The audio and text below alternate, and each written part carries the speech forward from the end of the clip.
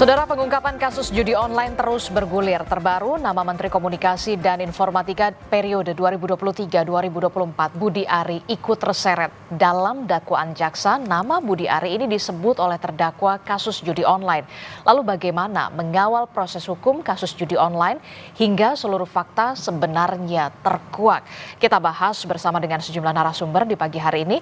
Sudah ada Sekjen Pro Jokowi atau Projo, Mas Handoko, kemudian ahli hukum pidana dari Universitas Jenderal Sudirman, Prof. Hipnu Nugroho, kemudian juga melalui sudah hadir ke studio, sudah ada Direktur Eksekutif Trias Politika Strategis, sudah ada Mas Agung Baskoro. Selamat pagi Bapak-Bapak, Assalamualaikum. Ya.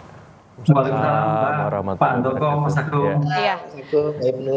Oke, saya ke Projo dulu nih yang langsung ya. Kalau kita lihat kan nama Budi Ari, walaupun Pak Budi Arinya sudah membantah dengan tegas melalui jurnalis Kompas TV kami, Audrey Chandra, melalui sambungan telepon itu hanya menyebut-nyebut nama saja begitu ya. Nah, kalau dari Projo sendiri seperti apa responnya? Karena kan kalau kita tahu pencantuman nama Budi Ari dalam surat dakwaan kasus judi daring ini bisa dinilai merupakan fakta hukum. Ya, terima kasih Mbak. Bahwa kita tidak menampik bahwa surat dakwaan itu adalah fakta hukum ya. Dan tapi kita ini cerita, ini kisah, ini ramai lagi kan karena surat dakwaan itu. Betul. Dalam surat dakwaan kan disampaikan bahwa mereka, para tersangka itu membuat kesepakatan. Yang artinya Budi Ari menerima 50%. Jadi ada alokasi di sini dari keuntungan yang mereka dapatkan. Mereka dalam surat dakwaan itu menyampaikan bersepakat untuk mengalokasikan 50% ke Budi Ari. Hanya masalahnya adalah Budi Ari sebagai orang yang disebut di situ kan tidak mengetahui adanya kesepakatan itu dan juga mereka tidak memberitahu, ya kan? Dan kemudian juga tidak ditemukan adanya fakta bahwa Budi Ari menerima apapun dari aliran dana. Ya, dari hasil persekongkolan mereka ini.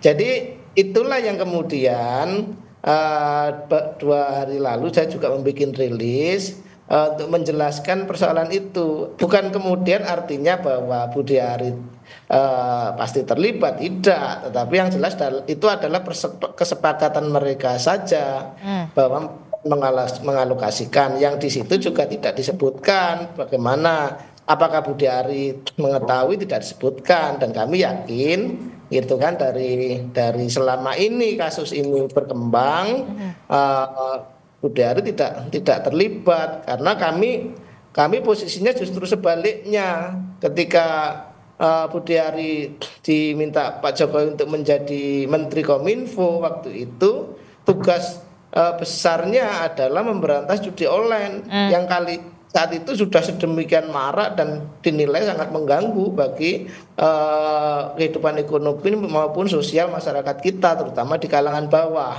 Itulah justru kemudian yang sayangnya kemudian berkembang, mereka menyebut-nyebut nama Budi Ari meskipun kita tidak tahu motif mereka membuat kesepakatan itu kenapa. Kira-kira gitu Mbak. Jadi maksud Anda kemudian keterangan dari para terdakwa Zulkarnain Aprilantoni, Adi Krismanto, Alwin Jabarti dan juga Muhrijan alias Agus ini merupakan keterangan palsu atau kemudian hanya persengkongkolan di antara para terdakwa ini untuk kemudian menyeret nama Budi Ari?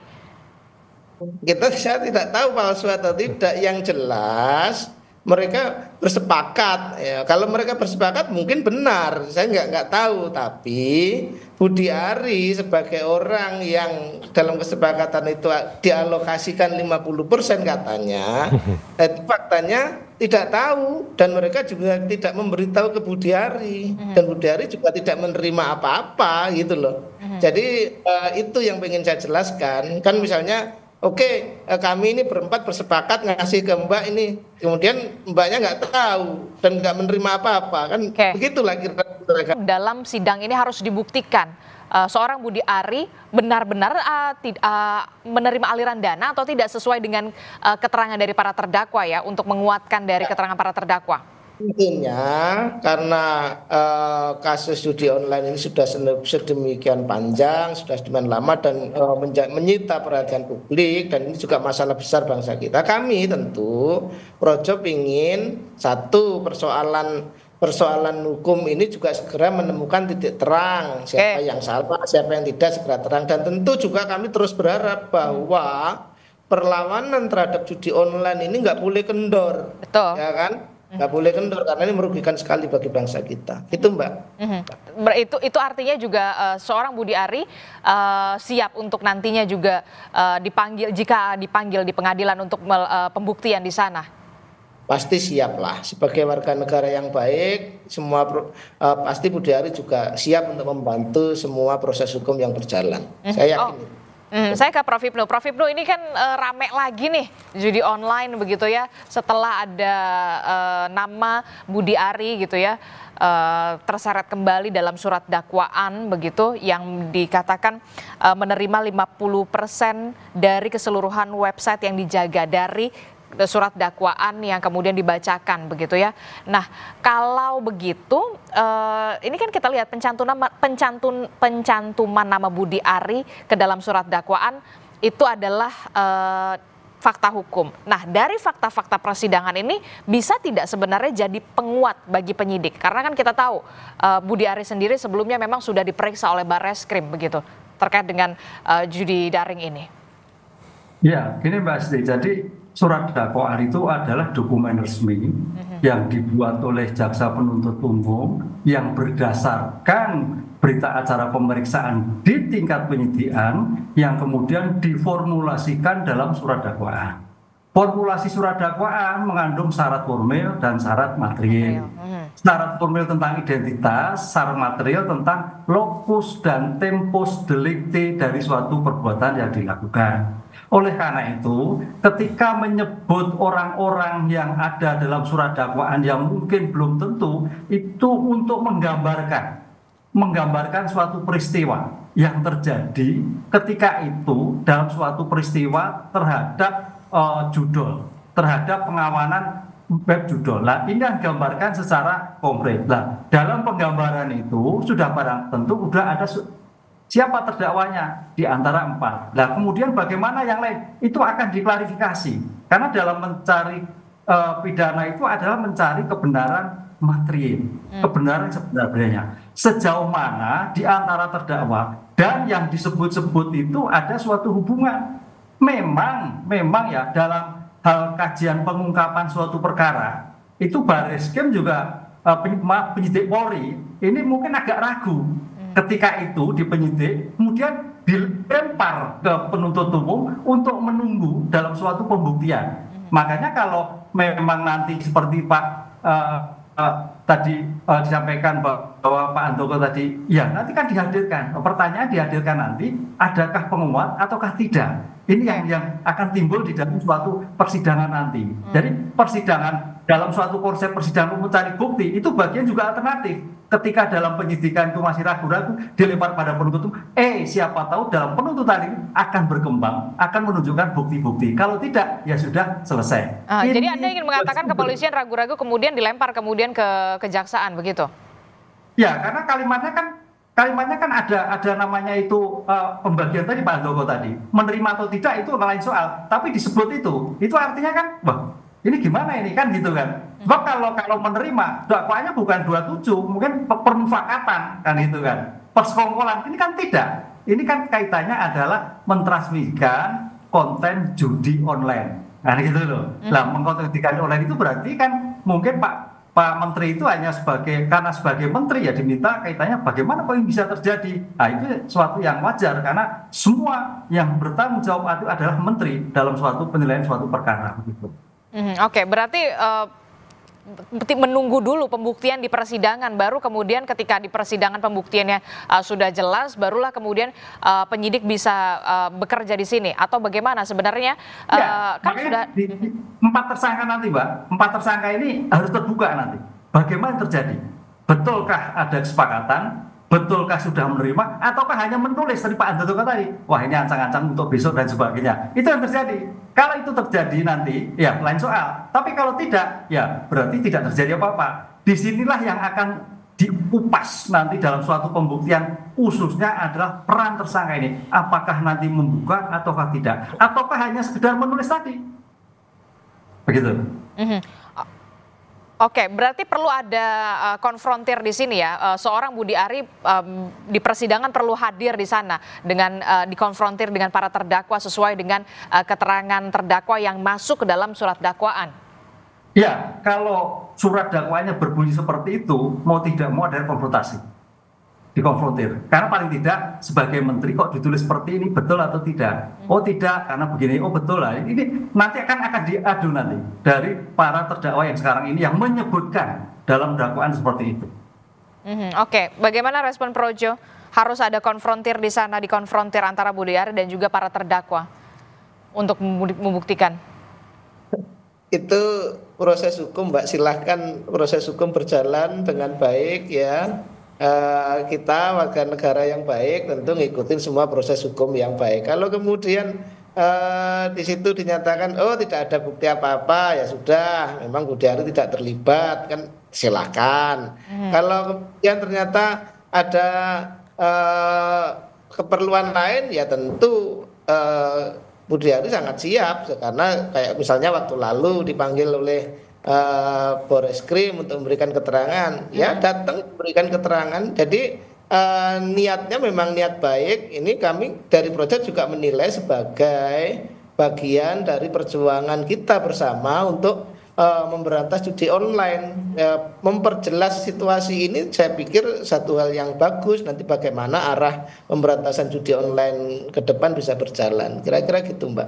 Termasuk juga tidak hanya pembuktian konfrontir antara terdakwa dan juga Budi Ari di persidangan, tapi kemudian yang jadi pertanyaan saya, Prof. Hipnu, perlu tidak kemudian PPATK masuk di sana, kemudian KPK masuk di sana, dan juga Jampitsus Kejaksaan Agung juga masuk di sana untuk kemudian bisa benar-benar mengusut soal adanya dugaan aliran dana atau tidak, untuk benar-benar bisa mengklirkan ini. Jangan sampai kemudian hanya sebatas di surat dakwaan, walaupun surat dakwaan itu memang merupakan fakta hukum. Ya, kan kalau Barreskrim kan menyidik terhadap tindak pidana umumnya, kan itu. Jadi sekarang ini terkait dengan tindak pidana umum terhadap judi online. Apa terkait pembagiannya. Jadi yang menarik ini gini, Mbak. Jadi siapa yang judi itu malah nggak kelihatan, tapi orang-orang yang terkait membacking, memfasilitasi yang kena. Ini yang menarik. Justru artinya siapa yang judi lah itu ketahuan. Oh A, B, C dan sebagainya. Itu yang rame. Ini enggak kita. Malah yang terjadi adalah pihak-pihak yang memfasilitasi, pihak-pihak yang tanda petik yang kita diskusikan sekarang ini yang agak sebetulnya sekunder ini. Tapi itu yang primer itu yang judi online itu, seperti yang kemarin di Lampung, wah itu baru kena ini A, B, C, D dan sebagainya sekian orang lah. Ini yang nggak terungkap ya, nggak terungkap. Tapi ya oke lah, ini bagian dari upaya negara untuk melakukan suatu penindakan judi online lah. Pertanyaannya apakah penegak hukum yang lain? Tergantung. Karena kalau KPK itu terkait kaitannya dengan korupsi. Apakah ada suatu suap? Apakah itu terjadi penyalahgunaan kewenangan? Nah gitu. Demikian juga jaksa. Jadi semua lembaga penegak hukum yang ada sesuai dengan posisi masing-masing. Tapi yang saya tahu, ketika suatu ada suatu MOU, ketika suatu tindak pidana sudah sepakati, dilakukan suatu tindak pidana tersendiri. Siapa? Oh, Barreskrim dulu. Biar tuntas, baru kemudian yang lain. Sehingga tidak terjadi tumpang tindih penanganan yang bersama-sama. Seperti halnya kasus, kalau Mbak Istrial, kasus pagar laut. Nah gitu kan. Pagar laut kemarin kan informasinya kan para tersangka dilepaskan, akhirnya korupsinya masuk dan sebagainya. Ini sebelum begitu kan. Jadi satu-satu, biar fokus yang kemudian nanti di antara bukti-bukti itu saling menguatkan. Karena bukti ini sudah untuk bukti yang lain. Bukti yang lain bisa buat bukti yang begitu.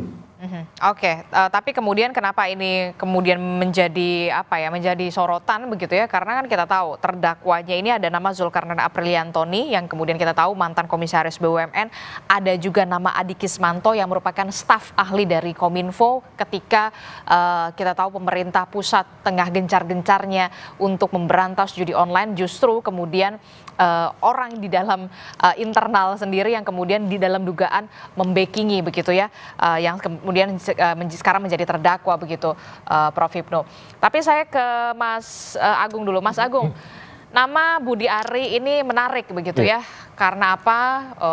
Di era Presiden Joko Widodo kita tahu beliau adalah Menkominfo, kemudian di eranya Pak Prabowo, kemudian bergeser jabatan begitu ya, dan nama Budi Ari adalah salah satu nama yang kemudian terseret begitu ya dalam tanda kutip, dicantumkan namanya dalam surat dakwaan gitu ya di era Presiden Prabowo Subianto dan juga Gibran Rakabuming Raka. Bagaimana kemudian Istana harus merespon ini walaupun sudah menyerahkan? Betul. Pak Hasan Nasbi sudah mengatakan sudah menyerahkan sepenuhnya dengan kasus ini ke hukum. Kan ada reshuffle jilid ke reshuffle atau gimana nih? Ya tergantung. Yang jelas dalam politik itu persepsi kadang lebih penting daripada fakta itu sendiri, Mbak Adis. Persepsi lebih penting? Ya, dalam politik. Sehingga ketika proses hukum berlangsung, proses politik itu akan sangat cepat bergulir secara konvensional. Sehingga menurut saya akan ada baiknya Pak Budi Ari, sekedar masukan, itu menggelar press conference terang-terangnya supaya pemerintahan Presiden Prabowo tidak mendapati beban yang terlalu besar terhadap kasus judol ini yang menjadi istilahnya perang semesta kita, selain soal korupsi. Karena kalau dibiarkan terus-menerus, ini kan akan tidak bagus ya, persepsinya justru minor kepada pemerintahan. Yang kedua, yang saya lihat juga, karena ini berulang ya, dan ini juga dalam ekosistem di mana keluarga Solo terus mendapat serangan bertubi-tubi, Pak Budi Ari ini salah satu turunan dari simbol keberlanjutan. Oke. Ya, kita tahu beberapa waktu terakhir ada Mas Gibran diserang dengan isu pemakzulan, Pak Jokowi dengan isu misalkan ijazah, sekarang Pak Budi Ari dengan isu judol. Ini kan isu-isu besar yang sekarang berkelindan dengan pemerintahan. Nah, saya kira memang ini harus dipastikan betul, karena kalau misalkan ini tidak clear dan clean sama sekali, ini justru akan mengganggu lagi dan lagi relasi antara keluarga Solo dengan keluarga Hambalang semacam itu, sehingga ke depan ya ini harus ditegaskan sebaik mungkin, karena ini kan prosesnya jelas semacam itu, dan kita tahu sensitivitasnya begitu tinggi gitu. Ada yang menganggap ini di framing, ada yang dianggap ini memang murni kasus hukum dan seterusnya. Tapi yang jelas dalam politik lagi dan lagi saya tegaskan persepsi itu lebih utama, dan sedikit banyak ya misalkan Projo sudah hadir, Pak Handoko ya saya kira diapresiasi, tapi itu tidak cukup karena publik sekarang sudah berpikiran liar ya. Udah kemana-mana. Persis, dan itu harus dipastikan supaya ini tidak mengganggu stabilitas dan konsolidasi politik secara keseluruhan seperti itu. Bagaimana respon dari Projo sendiri, Pak Handoko? Ini sepertinya ada serangan-serangan berkelanjutan begitu ya, seperti yang dikatakan oleh Mas Agung. Anda melihatnya seperti itu?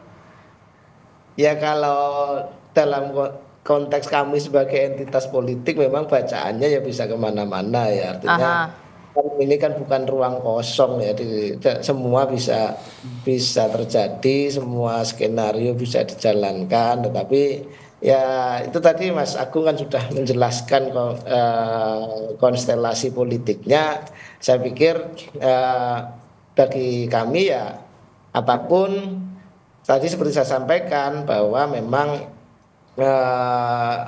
silakan berkembang konstelasi politik macam-macam. Bagi kami sekarang kami fokus bagaimana terus mensukseskan pemerintahan Prabowo Gibran sebagai kelanjutan dari pemerintahan Pak Jokowi yang kemarin. Nah, terutama kenapa isu ini penting bagi kami, karena ini judi online ini selain merupakan gangguan yang besar ya bagi kehidupan ekonomi dan sosial kita. Kita udah ngelihat itu berbagai macam korban, ada orang gantung diri, ada orang dibunuh istrinya gara-gara judol. Nah, dan juga selain begitu pentingnya tentu juga karena ini juga menjadi concern dari Pak Jokowi waktu itu yang kemudian juga terus berlanjut ke pemerintahan kali ini. Jadi kami fokus ke situ Mbak, bagaimana mensukseskan itu. Tapi berarti bukan ada upaya untuk memframing atau bagaimana begitu, atau ini bagian dari serangan yang berlanjutan. Anda responnya gimana ini? Ya, kami itu ada saya sebutkan dalam rilis saya kemarin bahwa memang masalahnya kan begini, ketika fakta hukumnya itu adalah seperti yang kita tadi bahas, kemudian narasi yang berkembang di media, misalkan judul-judul berita, misalkan ada judul Budi Ari diduga, ini yang menduga siapa gitu kan, nggak jelas gitu kan, karena fakta hukumnya seperti yang kita bahas tadi, atau kemudian muncul cerita seolah-olah bahwa benar, karena ini persepsi ya, memainkan persepsi ya. Tapi kan di surat dakwaan sudah jelas memang tertulis seperti itu, Pak Handoko, termasuk juga soal Budi Ari pernah diperiksa oleh Korps Pemberantasan Tindak Pidana Korupsi Polri pada 19 Desember 2024. Betul, faktanya menyebutkan bahwa para tersangka ini 4 orang ini bersepakat yang tadi sudah kita sampaikan. Kemudian ya mungkin ya kami paham lah, karena bagaimanapun juga Projo ini kan entitas politik ya. Ya kemudian tentu kita tidak bisa menghindar dari berbagai spekulasi, narasi dan serangan yang mungkin ada kepentingan-kepentingan lain yang nebeng dalam urusan ini. Itu kan siapa memang yang mau nebeng? Ya nggak tahu Mbak, saya nggak tahu. Itu yang wajar terjadi kan dalam konstelasi politik, kita semua juga sudah paham gitu loh Mbak ya, kira-kira begitu Mbak. Oke, baik. Termasuk juga kalau kata Mas Agung adalah perlu sebenarnya seorang Budi Ari ini menggelar konferensi pers supaya clear, keterangannya jelas sejelas-jelasnya kepada publik, jangan sampai kemudian menimbulkan presiden buruk juga kepada pemerintahan Prabowo Gibran begitu, termasuk juga asumsi-asumsi yang terlanjur sudah liar kemana-mana begitu. Siapkah kemudian Budi Ari? Dengan usulannya Mas Agung didengar Pak Budi Ari hari ini dan beliau nanti nggak tahu langkah apa ya yang dilakukan, apakah menggelar konferensi pers atau apa. Tapi kemarin juga beliau juga ketika dikontak wartawan juga merespon, memberikan statement. Artinya itu adalah bahwa kami baik Budi Ari maupun Projo gitu ya sangat terbuka dan mendukung semua proses untuk membuat ini menjadi semakin terang benderang, kira-kira gitu Mbak. Tapi terasa nggak sih sekarang Projo memang lagi diserang nih, sepertinya gitu, kalau menurut Mas Agung? Nanti kalau sekali jadi aktivis politik ya hari-hari diserang Mbak, biasa aja. Oke, kalau Mas Agung gimana nih konstelasi politiknya makin panas nih kayaknya hari-hari ini setelah nama Budi Ari ini sudah disebut-sebut gitu di dalam surat dakwaan. Konstelasi politiknya apakah nanti akan ada perubahan yang signifikan atau seperti apa? Persis, jadi kan kalau Mbak Adis tadi nanya apakah ada celah reshuffle terjadi, saya kira kalau memang kasus hukum ini terus bergulir, kemudian juga persepsi politik juga mengelilinginya dengan intensif, mau nggak mau itu akan jadi pertimbangan bagi presiden. Karena setiap presiden melakukan reshuffle itu kan ada 3 pertimbangan. Betul. Pertimbangan pertama itu soal politis. Nah Pak Budi Ari ini kan dalam tanda petik hanya didukung kelompok relawan namanya Projo atau Probo mungkin, Prabowo semacam itu. Jadi entitas politiknya hari ini kurang terlalu solid kuat gitu, karena yang membackup kan sudah tidak lagi menjadi presiden. Pertama itu. Yang kedua pertimbangan teknokratis. Ini ada koperasi merah putih yang itu menjadi salah satu istilahnya program besar dari Hasta Cita, 17 program prioritas dan quick win-nya Pak Prabowo. Jadi kalau ini terganggu pelaksanakannya, otomatis dimensi teknokratisnya akan juga masuk. Artinya Pak Budi Ari mau nggak mau akan mengalihkan sebagian besar energinya untuk menghadapi kasus judol ini semacam itu. Sehingga ketika masuk ke dalam persepsi yang ketiga, ketika presiden mau reshuffle itu ada pertimbangan yuridis. Kalau sudah ada celah masuk ke sana terlalu dalam, terlalu lanjut, maka ketiga-tiga pertimbangan itu akan mendapat checklist semua. Kalau yang sekarang checklistnya udah berapa? Saya kira baru masuk pertimbangan politis, ya, baru politis. Baru politis dari 3. Karena teknokratisnya Koperasi Merah Putih masih jalan terus, terus yuridisnya masih dalam proses penyelidikan semacam itu. Jadi kalau checklist kedua masuk, ketiga juga, ya kemungkinan reshuffle itu sangat besar karena kan ini bakal mengganggu program-program Presiden Prabowo semacam itu. Tapi kalau hanya sebatas tadi ya cuman semacam dakwaan kemudian harus dibuktikan ternyata tidak terbukti ataupun sebaliknya, ya itu nanti tergantung penegak hukumnya seperti apa. Tapi yang jelas kenapa menjadi relevan Pak Budi Ari kemudian menggelar semacam press conference itu untuk menegaskan sebenarnya bagaimana duduk persoalan ini supaya tidak liar dan tidak kemana-mana ini barang semacam itu. Dan kemarin memang sempat saya lihat beberapa di media Pak Budi Ari sudah menjelaskan, tapi itu terlalu singkat. Jadi publik pun juga nggak terlalu fokus sehingga ini kasus ini akarnya masalahnya seperti apa terhadap 4 orang terdakwa tadi yang memberikan keterangan karena sangat detail. Setorannya berapa, inisial kodenya gimana. Saya orang yang awam hukum misalkan sampai ini kok sampai sedetail ini gitu kan. Sampai ini, berapa persen, berapa betul, persennya. berapa persennya, inisial yang diberikan apa semacam itu, terus harga berapa ininya setorannya itu kan detail banget gitu. Dan kalau udah semacam itu kan berarti ada sesuatu di sana dan Pak Budi Ari harus menggelar press conference sedetail itu juga. Apakah inisial itu memang benar adanya misalkan, kemudian setorannya segitu. Termasuk nama orang yang kemudian sebenarnya tidak lolos di Kominfo tapi juga masuk. Relasinya harus diklarifikasi sejauh mana sehingga ya publik ternyata Pak Budi Ari firm tidak terlibat ataupun memang nanti penyelidik akan menindaklanjuti sehingga ini terang. Dan saya berharap memang kasus ini bisa clear sehingga kita bisa menelusuri akar yang kata Pak Hipnu tadi kan, ini yang judulnya aja nggak diganggu-ganggu malah yang memfasilitasi saja. Saya berharap ini proporsional. Yang difasilitasi ia juga harus kita ungkap, yang pelakunya juga, karena ini perang semesta kita selain soal korupsi seperti itu. Jadi bandarnya sama afiliatornya? Harus wajib. Jangan afiliatornya aja? Semacam itu, karena ini akarnya kan semacam itu.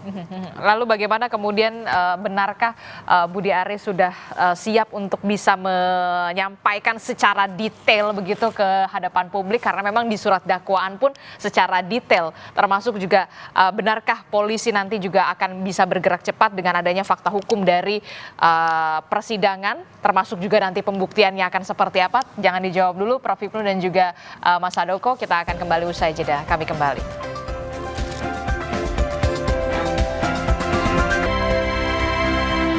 Terima kasih Anda masih bersama kami dalam Sapa Indonesia Pagi. Saudara, masih membahas soal bagaimana pencantuman nama Budi Ari Setiadi dalam surat dakwaan di kasus dugaan judi daring atau judol begitu ya, yang di surat dakwaan para terdakwa begitu yang menyebutkan bahwa ada sekitar 50% kalau tidak salah seorang Budi Ari ini.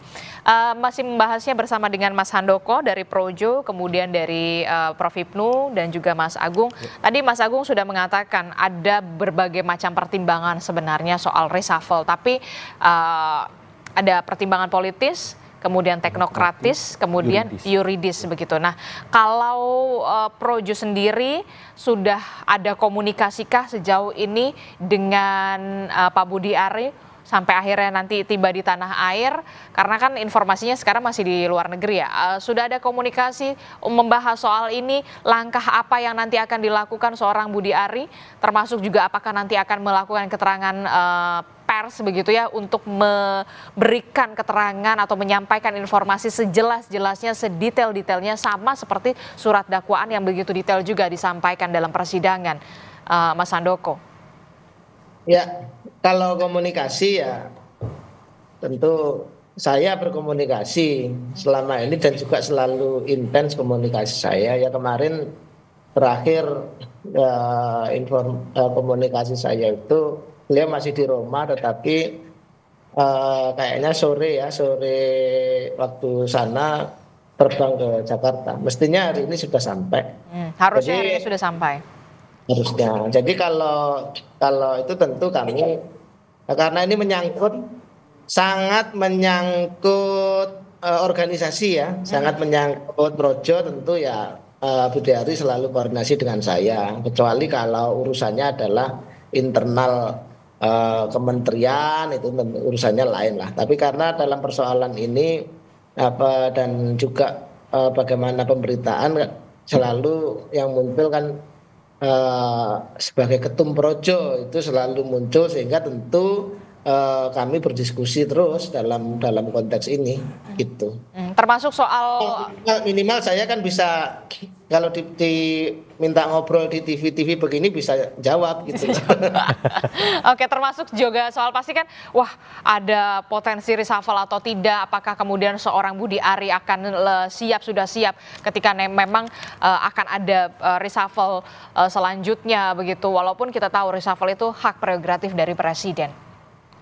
Kalau soal reshuffle atau posisi dia sebagai menteri, kami tidak membahas, apalagi kami sangat tahu diri lah bahwa reshuffle itu urusannya presiden ya. Betul-betul prerogatif presiden, tentu semua pihak harus menghormati. Jadi saya sama sekali tidak ada pembicaraan tentang posisi dia di kabinet. Jadi saya hanya berdiskusi tentang situasi-situasi terkait dengan perkara hukum ini saja, Mbak. Kira-kira begitu. Kalau reshuffle ya, saya tidak pada kapasitas untuk memberi komentar, Mbak, karena itu betul-betul wilayahnya presiden, itu prerogatif. Oke, saya ke Prof. Hipnu. Prof. Hipnu, berarti sekarang benar-benar bolanya lagi di pengadilan begitu ya, untuk kemudian bisa membuktikan kebenaran sesuai dengan dakwaan jaksa dari keterangan para terdakwa soal pembagian persenan lah dalam tanda kutip soal judi daring ini, judi online ini. Berarti penyidik kepolisian menunggu dulu pembuktian dari persidangan, termasuk juga mungkin Jampitsus Kejagung juga menunggu dulu dari hasil pembuktian ini, baru kemudian mereka bergerak. Iya, jadi begini Mbak, kalau kita melihat suatu pokok perkara, ini judi online, aviator itu lihatnya sebagai pohon perkaranya dulu. Pohon perkara. Jadi pohon perkara ini akan meluncur ke perkara-perkara yang lain. Kan begitu. Nah, oleh karena itu dalam suatu persidangan itu yang disampaikan itu bukti yang akurat. Yang walaupun sekarang baru disantumkan dalam dakwaan itu belum, nanti akan diuji. Sejauh mana keterangan, sejauh mana kalimat itu, bagaimana menilainya, siapa yang mengucapkan, apakah ada suatu tindakan atau belum. Nah, itu akan dilihat. Kalau itu memang ada suatu nilai bukti yang mengarah pada pelaku-pelaku lain, ini pembuktian akurat. Karena apa? Dalam pengungkapan perkara itu, di dalam suatu kriminalistik bisa diperadjudikasi, bisa di pembuktian, karena pembuktian itu akan mengembang. Tadi saya katakan sebagai pohon perkara. Sehingga dengan demikian, perkara ini kalau memang nanti ada suatu tindakan-tindakan lain atau subjek lain bisa menjadi jilid 1, jilid 2, mungkin kait korupsinya, mungkin terkait dengan KPK-nya, banyak hal yang terjadi. Nah, ini yang harus dikembangkan. Oleh karena itu, dengan kasus ini semua penegak hukum melihat dulu, oh ada apa? Bagaimana aliran perkaranya, bagaimana adakah kesepakatan. Kalau memang tidak ada kesepakatan, Pak Handoko berarti selesai, kan itulah. Karena dalam suatu pembagian itu biasanya ada kesepakatan, permufakat 5, 10, 50 permufakat. Ini ada atau tidak? Nah, tapi kan di sini kan tidak ada. Dalam dakwaan kemarin kan hanya pasal 27 dan 45 lain juga. Nah, ini yang berkembang, Pak. Karena bukti di dalam suatu persidangan itu bernilai, sudah konotasi. Tinggal nanti kalau seandainya ada pihak-pihak lain, penyidik Polri tinggal mengembangkan. Nah, itu suatu yang lebih cepat ketimbang pengungkapan perkara di peradjudikasi tingkat penyidikan. Oke, jadi kalau kita lihat dulu pembuktiannya di persidangan ini seperti apa, begitu ya. Seberapa besar kemudian potensinya akan ada jilid 2? Ya, tergantung dari tergantung apa? Empat terdakwa ini mampu menjelaskan atau tidak. Oke. Kapan, di mana tempatnya, objeknya, aliran dananya. Kalau itu tidak, berarti bohong. Wah. Tapi kalau iya, lah itu akan dikembangkan. Itu yang menjadikan sosok utama dalam suatu pengungkapan perkara. Kadang-kadang makanya ada yang sebagai terdakwa, enggak lah, bemper, udah hidup mati, saya enggak akan membuka, bisa jadi. Tapi ada yang, oh enggak bisa, sama-sama dong kan gitu, sama-sama menerima, misalkan seperti itu. Bisa jadi akan ke sana. Disinilah nanti kejelian penegak hukum, baik jaksa, penasihat hukum, hakim untuk mengungkap kasus ini. Bagaimana? Apakah hanya stop pada sini? Apakah ada masih pengembangan-pengembangan yang lain? Berarti pembuktian ini apakah bisa nanti mengarah ke potensi adanya tersangka baru atau seperti apa nanti? Ya, masih bisa. Masih bisa, kan nanti kan akan diubah, mencari kebenaran material. Kebenaran material itu kebenaran sebenar-benarnya. Apakah hanya cukup ini? Bisa jadi. Apakah bisa mengembang? Bisa, kan namanya judi online banyak, Pak. Itu kita lihat apakah hanya 4, bisa juga 5, bisa juga 6. Kita lihat berbagai kasus yang terjadi. Kemarin yang sedang di Tipikor Jakarta itu kan pengembangan dari yang 4 tahun yang lalu, misalkan seperti itu. Kemudian kasus yang lain malah tidak jadi menaik. Dulu kalau nggak salah BTS Pak ya, ada somet, itu tidak menjadi naik, bisa jadi. Kuncinya sekarang ada penegak hukum. Kalau memang ia ada, dilanjutkan atau tidak. Kalau memang tidak, ya berarti tidak. Disitulah saya sekira sebagai pengungkapan perkara ini akan membuka kotak Pandora dalam suatu perkara-perkara yang terkait judi online. Oke. Mas Agung, apa yang kemudian bisa dilakukan oleh pemerintah menanggapi atau merespon gini? Apalagi ini soal kasus judi daring yang kita tahu pemerintah pusat juga lagi memerangi ini, begitu ya.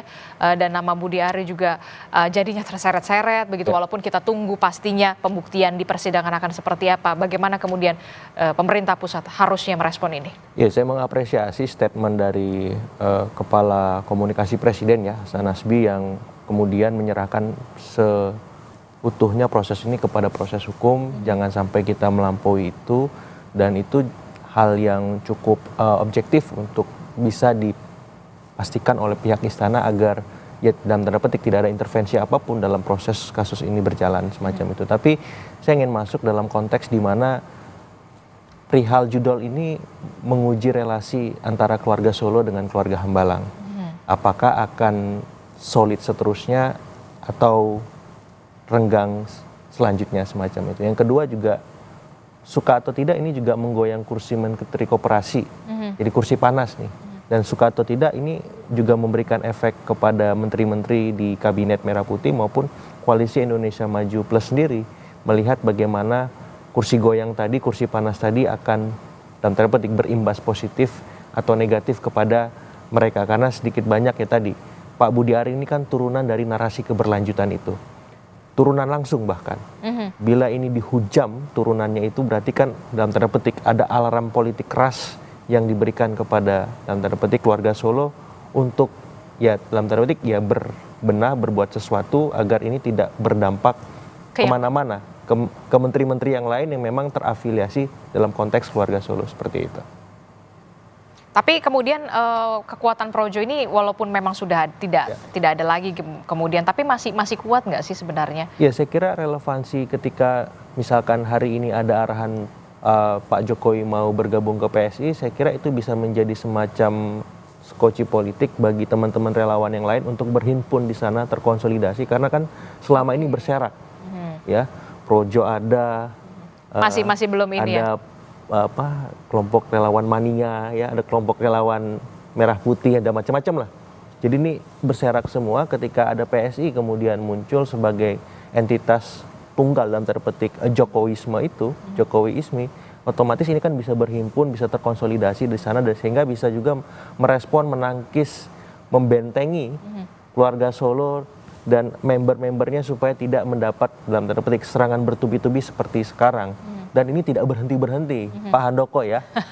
Dari mulai pemakzulan, ijazah, ini judul, besok apalagi saya nggak tahu gitu. Ada aja, dan ini langsung menyedot perhatian publik. Karena memang epicentrum politik kita kan beredar di antara orbit Hambalang, Solo, dan kemudian Tokumar ya. Jadi ketika bersin aja di salah satu epicentrum politik itu sudah ramai. Apalagi ini lebih dari bersin ya, berkali-kali lipat. Sehingga ya setiap entitas tadi mau nggak mau harus selalu bersiap merespon beragam dinamika politik di panggung depan kita seperti itu. Termasuk juga upaya seorang Joko Widodo akhirnya kemudian akhirnya kok mau ya gitu ya ikut juga ke PSI begitu ya. Persis, karena memang beliau butuh dalam tanda petik kendaraan, walaupun ada yang statement lebih butuh PSI terhadap Pak Jokowi. Tapi kalau saya melihat ini setara relasinya, sama-sama butuh. Karena biar bagaimanapun kalau Pak Jokowi ingin melanggengkan legasinya, pengaruhnya, dia harus punya institusi politik resmi formal yang bisa masuk ke dalam sistem politik kita. Dan itu bisa memberikan dampak signifikan ke ranah eksekutif, yudikatif, legislatif, dan pos-pos strategis yang lain. Tapi kalau hanya sebatas beliau perseorangan, hanya mengandalkan magnet figur dia, sampai kapan ini bisa berlangsung? seperti itu. Tapi kalau dia berpartai, contohnya jelas Pak SBY, Ibu Mega dan yang lain semacam itu punya kekuatan. Punya kekuatan. Karena hampir semua presiden punya partai kan. Pak Gus Dur juga punya PKB semacam itu. Jadi tinggal Pak Jokowi partainya apa. Sementara di partai-partai yang sudah eksis di parlemen ini mataharinya sudah terbit dan terik. Nah, Pak Jokowi harus menemukan satu partai, apakah misalkan ada partai Projo atau ya fokus ke PSI aja atau seperti apa. Nah, kita serahkan ke Pak Jokowi. Nah, itu dia gimana Mas Handoko? Ini juga menguji relasi antara Solo dan juga Hambalang, termasuk juga Pak Jokowi tampaknya harus punya kendaraan politik begitu ya, mungkin ke PSI atau ke Projo, atau ke Projo, partai Projo. Mas Handoko. Projo, Pak. Gimana Mas Handoko? Terakhir,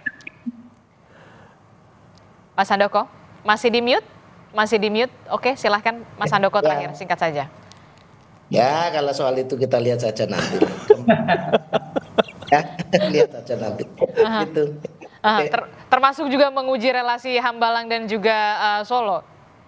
Sudah dijelaskan sama Mas Agung tadi. Saya pikir saya ini kan nanti kayak pengamat saya kalau ngomong itu nanti ya. Oke, nanti kita akan tunggu saja seperti apa ya langkah dari seorang Joko Widodo ya. Oke, terakhir Prof. Hipnu, apa yang kemudian bisa dilakukan oleh pengadilan yang saat ini kemudian tadi Anda sebutkan bolanya lagi di pengadilan, apa yang bisa dilakukan oleh Kejaksaan Agung termasuk juga mungkin KPK dan juga kepolisian? Ya, karena sekarang sudah masuk proses hukum, fokus pada pembuktian. Karena pembuktian itu nilai jantungnya suatu persidangan. Apakah pada hanya kasus judul, apakah pada merembet kepada yang lain. Itulah juga nanti di pembuktian kali ini. Karena di dalam pembuktian di persidangan itu akan bernilai apabila berkaitan dengan bukti yang lain. Akan bernilai apabila keterangan satu saksi sesuai dengan saksi yang lain. Akan bernilai apabila keterangan saksi berhubungan dengan yang lain. Disitulah makanya akan mempermudah apabila terjadi kemungkinan pada tindak pidana lain yang menyangkut pada subjek lain. Disitulah saya kira menjadikan barometer untuk mengungkap suatu kejahatan-kejahatan yang mungkin timbul. Kalau nggak timbul nggak apa-apa. Yang mungkin timbul terhadap permasalahan judi online. Oke, kita kawal terus nantinya persidangan dari para terdakwa ini, khususnya di agenda pembuktian, termasuk juga kemungkinan seorang Budi Ari Setiadi ini akan memenuhi juga panggilan dari pengadilan untuk diberikan keterangannya atau memberikan keterangannya secara jelas dan juga detail supaya benar-benar bisa clean and clear begitu ya, Mas Handoko. Terima kasih Mas Handoko dari Projo telah bergabung bersama kami dan juga ada Prof. Hipnu telah bergabung bersama kami. Mas Agung, terima kasih juga sudah hadir ke studio. Terima kasih Bapak-bapak, sehat selalu. Assalamualaikum. Selamat pagi.